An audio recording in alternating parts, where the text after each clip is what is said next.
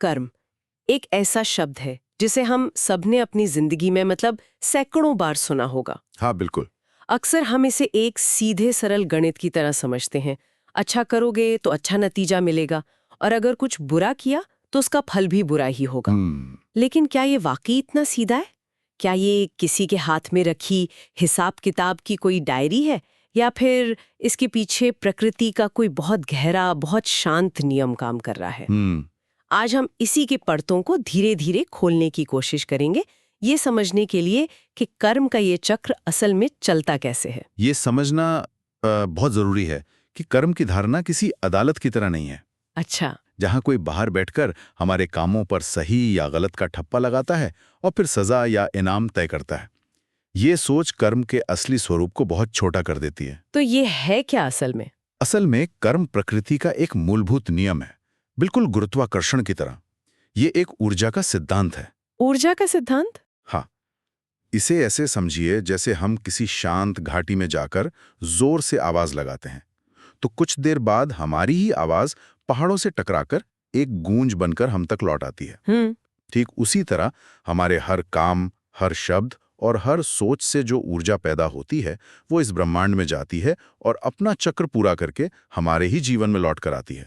अच्छा, तो ये किसी बाहरी शक्ति का दखल नहीं है? बिल्कुल नहीं, ये हमारे ही अंदर से पैदा हुआ एक स्वाभाविक नतीजा है। अच्छा, तो ये इनाम और सजा वाला जो विचार है वो असल में अधूरा है। हाँ, वो बहुत ही एक सतही समझ है। ये तो बच्चों को समझाने वाला तरीका हो गया। असली बात ऊर्जा के लौटने की है। लेकिन अगर ये ऊर्जा का खेल है तो फिर इसमें सबसे जरूरी चीज क्या है? हमारा काम या उस काम को करने के पीछे की भावना? क्योंकि यहाँ पर आकर अक्सर दुविधा होती है। आपने बिल्कुल सही जगह पर उंगली रखी है। कर्म का पूरा रहस्य भाव में छिपा है। भाव में? हाँ, कर्म अपने आप में एक ऊर्जा है और उस ऊर्जा का रंग, उसकी गुणवत्ता पूरी तरह से हमारे भाव या हमारे इरादे से तय होती है। हमारे कर्म का फल हमारे बाहरी काम से उतना नहीं जुड़ा जितना उसके पीछे छिपी भावना से जुड़ा है। कोई उदाहरण दे सकते हैं इसका? बिल्कुल, इसे कुछ उदाहरणों से समझते हैं। मान लीजिए हम किसी से बहुत क्रोध के भाव से बात करते हैं, तो हम असल में अपने चारों ओर क्रोध की एक गर्म, बेचैन करने वाली ऊर्जा पैदा कर रहे होते हैं। ठीक है। अब प्रकृति के नियम के अनुसार वही क्रोध की ऊर्जा किसी न किसी रूप में हमारे जीवन में वापस आएगी। हो सकता है कोई और हम पर बेवजह गुस्सा करे या हमारे बनते हुए काम बिगड़ जाएं और हमें झुंझलाहट महसूस हो। ऊर्जा अपना स्वरूप नहीं बदलती। ये तो क्रोध की बात हुई, पर क्या ये सिद्धांत हर भावना पर ठीक इसी तरह काम करता है? मतलब अगर मैं डर कर कोई फैसला लेती हूँ तो क्या मेरे जीवन में डर ही लौट कर आएगा? हाँ। या अगर मैं किसी की मदद तो करती हूँ लेकिन मन में थोड़ा लालच है कि इससे मुझे शोहरत मिलेगी, हाँ, तो उसका क्या होगा? ये हर भाव पर, हर इरादे पर हूबहू लागू होता है। अगर मन में लोभ रखकर कोई काम किया जाता है तो बाहर से चाहे हमें कुछ हासिल हो भी जाए, पर भीतर हमेशा एक खालीपन, एक कमी का एहसास बढ़ता ही जाएगा। अच्छा। वो लोभ हमें और ज्यादा पाने की एक कभी ना खत्म होने वाली दौड़ में लगा देगा। और डर का क्या? इसी तरह अगर हम डर कर कोई बड़ा फैसला लेते हैं तो हम अनजाने में ही अपने भविष्य में डर पैदा करने वाली परिस्थितियों को न्योता दे रहे होते हैं। वो डर लौट कर आता है। और इसके विपरीत सबसे सुंदर बात यह है कि अगर हम प्रेम के भाव से, बिना किसी उम्मीद के, बस देने की खुशी के लिए कोई कर्म करते हैं, तो जीवन भी हमारे लिए प्रेम, सहजता और मदद ही लौट आएगा। वाह। तो दो लोग एक ही काम कर सकते हैं, लेकिन उनके भाव अलग हैं, तो उनकी ऊर्जा और उनका नतीजा भी जमीन आसमान जितना अलग होगा। वाह, ये तो सोचने वाली बात है। इसका मतलब तो ये हुआ कि कोई व्यक्ति जो मजबूरी में बिना मन के किसी गरीब को पैसे देता है और दूसरा जो सच में करुणा से भरकर खुशी-खुशी किसी की मदद करता है, उन दोनों के कर्म का फल बिल्कुल अलग होगा। बिल्कुल अलग। भले ही बाहर से देखने पर काम एक जैसा लगे, ये तो पूरी सोच ही बदल देता है। एकदम। इसका मतलब है कि हम क्या कर रहे हैं, इससे ज्यादा जरूरी ये है कि हम कैसा महसूस कर रहे हैं उस काम को करते हुए। एकदम। पहले व्यक्ति के लिए वो कर्म शायद उसके अहंकार को बढ़ाएगा या उसे एक बोझ जैसा लगेगा, जबकि दूसरे व्यक्ति के लिए वही कर्म उसके भीतर प्रेम, शांति और संतोष को जन्म देगा। इसलिए बाहरी क्रिया से ज्यादा महत्वपूर्ण आंतरिक भाव है। हमारा हर कर्म एक बीज की तरह है और हमारा भाव उस बीज को दी जाने वाली मिट्टी, पानी और धूप की तरह है। भाव जैसा होगा, फल भी वैसा ही मिलेगा। ठीक है, तो कर्म हमारे भाव और इरादे की ऊर्जा है, ये बात समझ में आती है। लेकिन फिर मेरे मन में एक सवाल उठता है, जो शायद कई लोगों के मन में आता होगा। पूछे। वो अच्छे लोग जो हमेशा सबका भला सोचते हैं, उनके साथ कभी-कभी बहुत बुरा क्यों होता है? और वहीं कुछ लोग जो छल कपट से जीते हैं, वो आपात रूप से सफल दिखते हैं। हाँ, ये एक बहुत स्वाभाविक प्रश्न है। अगर कर्म सिर्फ इसी पल के भाव का नतीजा है, तो ये समीकरण तो बैठता नहीं। लगता है इस कहानी में कोई और परत भी है। हाँ, ये एक बहुत गहरा प्रश्न है और इसका उत्तर कर्म की संरचना को थोड़ा और गहराई से समझने से मिलता है। कर्म सिर्फ एक सीधी रेखा में नहीं चलता। अच्छा। इसे 3 अलग-अलग परतों या स्तरों में बांटा गया है, जिससे हमें एक बड़ी और पूरी तस्वीर दिखाई देती है। इसमें जो पहला प्रकार है, उसे कहते हैं संचित कर्म। संचित यानी जमा किया हुआ। बिल्कुल। आप इसे एक बहुत बड़े अनंत गोदाम की तरह समझ सकते हैं, जहां हमारे सिर्फ इस जन्म के नहीं, बल्कि अनगिनत पिछले जन्मों के सभी अच्छे और बुरे कर्मों का हिसाब एक ऊर्जा के रूप में इकट्ठा है। ओह। ये हमारा एक कॉस्मिक बैंक अकाउंट है। इसमें वो सब कुछ दर्ज है जो हम कर चुके हैं, वो भी जो हमें बिल्कुल याद नहीं है। तो ये एक तरह की अदृश्य विरासत है जो हम अपने साथ लेकर चलते हैं। सही कहा। ये एक विशाल ऊर्जा का भंडार है जो हमारे साथ हमेशा रहता है। ठीक है, ये हुआ संचित कर्म। तो फिर दूसरा प्रकार क्या है? दूसरा प्रकार है प्रारब्ध कर्म। प्रारब्ध। हाँ, प्रारब्ध संचित कर्म के उस विशाल गोदाम का एक छोटा सा हिस्सा है जो इस जन्म में फल देने के लिए तैयार हो चुका है। अच्छा। इसे ऐसे समझिए कि उस गोदाम से कुछ सामान इस जीवन के लिए डिस्पैच हो चुका है। हाँ। आज हम जिन परिस्थितियों में पैदा हुए हैं, जिस तरह का परिवार या शरीर हमें मिला है, जीवन में जो अचानक आने वाले सुख या दुख हैं, वो बहुत हद तक हमारे प्रारब्ध का ही नतीजा है। मतलब ये वो पटकथा है जिसके कुछ हिस्से पहले से तय हैं। कुछ हिस्से, हाँ, हमारे पिछले कर्मों के आधार पर। लेकिन ये सुनने में थोड़ा निराशाजनक नहीं है? अगर मेरे जीवन की कहानी का एक बड़ा हिस्सा पहले से ही लिखा जा चुका है, तो फिर मेरे आज के कर्मों का क्या मतलब? ये तो हमें एक तरह से असहाय महसूस कराता है कि हम तो बस कठपुतलियां हैं और जो होना है वो होकर ही रहेगा। ये सवाल ही कर्म के तीसरे और सबसे महत्वपूर्ण प्रकार की ओर ले जाता है। और वो क्या है? और वो है क्रियमाण कर्म। क्रियमाण कर्म। क्रियमाण का अर्थ है जो अभी किया जा रहा है। ये वो कर्म है जो हम अभी इसी क्षण में कर रहे हैं। हमारी हर सोच, हमारे हर शब्द, हमारे छोटे बड़े फैसले, ये सब क्रियमाण कर्म है। अच्छा। ये इसलिए सबसे महत्वपूर्ण है क्योंकि यही एकमात्र कर्म है जो पूरी तरह से हमारे नियंत्रण में है। तो जो मेरा सवाल था कि अगर प्रारब्ध तय है तो हम असहाय हैं? नहीं, प्रारब्ध सिर्फ वो शुरुआती हालात या वो चुनौतियां तय करता है जिनका हमें सामना करना है। लेकिन हम उन हालातों का सामना कैसे करते हैं, ये हमारा क्रियामाण कर्म है। अच्छा, तो आप ये कह रहे हैं कि प्रारब्ध हमारे हाथ में बंधी कोई जंजीर नहीं, बल्कि सिर्फ वो ताश के पत्ते हैं जो हमें इस जन्म में बांटे गए हैं। बहुत अच्छा उदाहरण है। हमें कौन से पत्ते मिलेंगे ये हम तय नहीं कर सकते, लेकिन हम उन पत्तों से कौन सा खेल खेलते हैं, पूरी बुद्धिमानी और हिम्मत से खेलते हैं या हार मानकर बैठ जाते हैं, ये हमारा क्रियामाण कर्म है। बिल्कुल। वाह, ये तो पूरा नजरिया ही बदल देता है। हम पीड़ित नहीं बल्कि खिलाड़ी हैं। आपने इसे बहुत खूबसूरती से समझा। हम अतीत के संचित कर्म को नहीं बदल सकते। हम वर्तमान में फल दे रहे प्रारब्ध को भी नहीं मिटा सकते।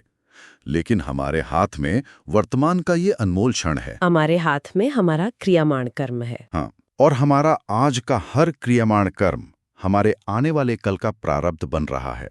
और यही कर्म के सिद्धांत का सबसे सुंदर और सशक्त करने वाला पहलू है। यह हमें अतीत का कैदी नहीं बनाता, बल्कि भविष्य का वास्तुकार बनाता है। सही। तो अगर हमारे हाथ में क्रियमाण कर्म की इतनी बड़ी शक्ति है, तो सवाल ये उठता है कि हम इस शक्ति का इस्तेमाल करें कैसे? हम अपने कर्मों की दिशा को एक बेहतर मोड़ कैसे दे सकते हैं? क्या कोई ऐसा तरीका है जिससे हम अपने वर्तमान के कर्मों को इतना शक्तिशाली बना सकें कि वो पुराने प्रारब्ध के असर को भी कम कर दे? जरूर। कर्म को बदलना असल में किस्मत को चुनौती देना नहीं है, बल्कि खुद को बदलना है। खुद को बदलना? हाँ, जब हम अपने भीतर बदलाव लाते हैं तो हमारे कर्म अपने आप बदल जाते हैं, और जब कर्म बदलते हैं तो परिणाम भी बदलने लगते हैं। तो ये बदलाव कैसे आता है? ये बदलाव 3 मुख्य साधनों से आता है। 3 ऐसी चाबियां हैं जो तुरंत हमारे कर्मों पर असर डालती हैं। अच्छा। इनमें से पहली और सबसे जरूरी चीज है हमारा इरादा, हमारी नीयत या इंटेंशन। इरादा यानी किसी भी काम के पीछे का असली मकसद। हाँ, बिल्कुल। किसी भी काम के पीछे हमारा असल मकसद क्या है, ये उसकी ऊर्जा तय करता है। अगर किसी काम के पीछे का इरादा साफ है, नेक है, किसी का अहित करने का नहीं है, तो उसका परिणाम हमेशा सुंदर ही होगा। भले ही बाहरी तौर पे काम कैसा भी दिखे। हाँ, भले ही भारी तौर पे वो काम मुश्किल या कठोर क्यों ना दिखे। एक माँ जब अपने बच्चे को गलत काम करने पर डांटती है, तो बाहरी क्रिया कठोर है, लेकिन इरादा बच्चे का भला करना है, इसलिए वो एक शुभ कर्म है। वहीं अगर कोई मीठे शब्द बोल रहा है, लेकिन इरादा धोखा देना है, तो वो एक अशुभ कर्म है। इरादे की शुद्धता कर्म की आत्मा है। ये बहुत गहरी बात है। यानी कर्म का शरीर क्रिया है, लेकिन उसकी आत्मा इरादा है। ठीक है, ये हुई पहली चाबी। दूसरी क्या है? दूसरी चाबी है हमारा भाव, हमारी इमोशन। भाव। हम किस भावना के साथ कोई काम कर रहे हैं। क्या हम उसे एक बोझ समझकर मजबूरी में शिकायत करते हुए कर रहे हैं, या फिर हम उसे पूरे प्रेम, आनंद और एक समर्पण के भाव से कर रहे हैं। सोचिए, जब हम कोई काम प्रेम से करते हैं, चाहे वो खाना बनाना हो या अपना ऑफिस का काम, तो वो काम हमें थकाता नहीं, बल्कि ऊर्जा से भर देता है। सही बात है। वो काम फिर सिर्फ काम नहीं रहता, एक पूजा बन जाता है, एक ध्यान बन जाता है। प्रेम का भाव किसी भी साधारण कर्म को असाधारण बना देता है। ये तो मैंने खुद भी महसूस किया है। जिस दिन मन खुश होता है, उस दिन मुश्किल से मुश्किल काम भी आसान लगता है। बिल्कुल। और जिस दिन मन उदास हो, उस दिन छोटा सा काम भी पहाड़ जैसा लगता है। तो हमारा भाव उस कर्म में पड़ने वाली ऊर्जा को बदल देता है। हाँ। और तीसरी चाबी क्या है? तीसरी और शायद सबसे व्यवहारिक चीज है हमारा चयन, हमारी चॉइस। चयन। जीवन हर पल, हर क्षण हमारे सामने विकल्प रखता है। सुबह उठने से लेकर रात को सोने तक हमारे पास लगातार चुनने का अवसर होता है। हम क्रोध चुने या शांति, नफरत चुने या प्रेम, शिकायत चुने या आभार, आलस चुने या कर्मठता। ये छोटे छोटे चयन ही हमारे क्रियमाण कर्म हैं।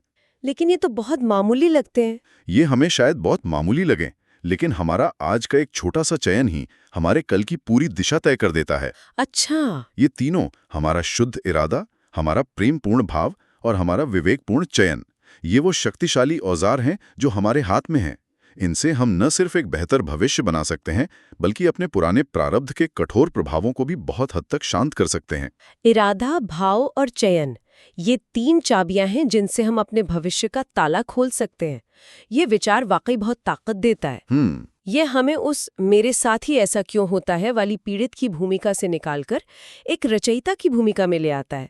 हम सिर्फ अपने हालातों के परिणाम नहीं है, हम अपने कर्मों के निर्माता भी हैं। बिल्कुल। लेकिन इन सब बातों के बावजूद कर्म का ये पूरा विचार, पिछले जन्मों का हिसाब, इस जन्म के कर्म, भविष्य की चिंता, ये सब मिलकर कभी-कभी मन पर एक भारीपन ले आता है। हाँ, ये हो सकता है। एक बोझ सा महसूस होता है कि कहीं मुझसे कोई गलत कर्म ना हो जाए। तो इस बोझ से हल्का कैसे हुआ जाए? क्या कर्म से मुक्त होने का भी कोई रास्ता है, या ये चक्र हमेशा चलता ही रहता है? कर्म भारी तब बनता है जब हम कर्ता होने के अहंकार में डूब जाते हैं। जब हम हर कर्म को मैं कर रहा हूं और हर परिणाम को मुझे मिलना चाहिए के भाव से पकड़ लेते हैं। ये मैं और मेरा का भाव ही कर्म को बोझ बनाता है। और हल्का कैसे होता है? और ठीक इसके विपरीत, कर्म बिल्कुल हल्का, एक फूल की तरह हल्का तब हो जाता है जब हम उसे एक उच्च शक्ति को, ईश्वर को या इस ब्रह्मांड की व्यवस्था को सौंप देते हैं। अच्छा। जब हम ये समझ जाते हैं कि हम सिर्फ एक माध्यम है, करने वाली शक्ति कोई और है। कर्म करो, फल की चिंता मत करो, गीता का ये उपदेश हम सबने सुना है। क्या इसका गहरा मतलब भी यही है कि कर्तापन के भाव को छोड़ दो? इसका गहरा मतलब बिल्कुल यही है। फल की चिंता करना ही कर्म के बोझ को कई गुना बढ़ा देता है। चिंता भविष्य का डर है, और डर की ऊर्जा से किया गया काम कभी भी हल्का और आनंद से भरा नहीं हो सकता। सही बात है। जब हम फल की आसक्ति छोड़ देते हैं, जब हम ये मान लेते हैं कि मेरा काम सिर्फ अपना सर्वश्रेष्ठ देना है, परिणाम जो भी होगा वो स्वीकार है, तो हम सिर्फ कर्म पर ध्यान केंद्रित कर पाते हैं। और तब कर्म बेहतर होता है। और जब हमारा पूरा ध्यान सिर्फ कर्म पर होता है, तो वो अपने सबसे सुंदर और कुशल रूप में होता है। तो ये समर्पण का भाव है जो कर्म को हल्का करता है। ये भरोसा कि मेरे कर्म का सही फल सही समय पर मुझ तक पहुंच ही जाएगा। हाँ, समर्पण और भरोसा। जीवन में असली बदलाव तब आता है जब हम अपने हर काम को एक पूजा समझने लगते हैं। काम को पूजा समझना, हाँ, जब हम अपने काम में इतने डूब जाते हैं कि हम खुद को यानी मैं को भूल जाते हैं, और अंत में जब हम परिणाम को पूरी तरह से उस परम शक्ति के चरणों में रख देते हैं, ये मानकर कि जो भी होगा वो मेरे परम हित में ही होगा, तब कर्म हमें बांधता नहीं है, वो बंधन नहीं रहता। तो फिर वो क्या बन जाता है? तब वही कर्म हमारी मुक्ति का, हमारे विकास का साधन बन जाता है। वो हमें बोझिल नहीं करता, बल्कि हमें ऊंचा उठाता है, हल्का करता है। तो कुल मिलाकर जो बात आज की इस पूरी चर्चा से निकल कर आ रही है वो ये है कि कर्म का सिद्धांत हमें डराने, तोड़ने या सजा देने के लिए नहीं बनाया गया है। बिल्कुल नहीं। ये तो एक आईने की तरह है जो हमें बस हमारा ही अक्स दिखाता है। ये हमें जगाने आता है। जब जीवन में कुछ अनचाहा होता है तो कर्म का सिद्धांत हमें किसी और को दोष देने के बजाय ये देखने के लिए कहता है कि यह मेरे ही किसी पुराने भाव या कर्म का प्रतिबिंब है। सही। ये हमें दिखाता है कि हमारे अंदर ऐसा क्या चल रहा है जिसे बदलने की, जिसे प्रेम और समझ की जरूरत है। आपने बिल्कुल सही सार निकाला। कर्म एक शिक्षक है, सजा देने वाला जज नहीं। यह हमें बार बार मौके देता है कि हम अपने अंदर के गहरे पैटर्न को पहचानें और उन्हें बदलें। यह हमें विनम्रता से याद दिलाता है कि हमारे जीवन की बागडोर किसी और के हाथ में नहीं, बल्कि हमारे ही हाथ में है। सही।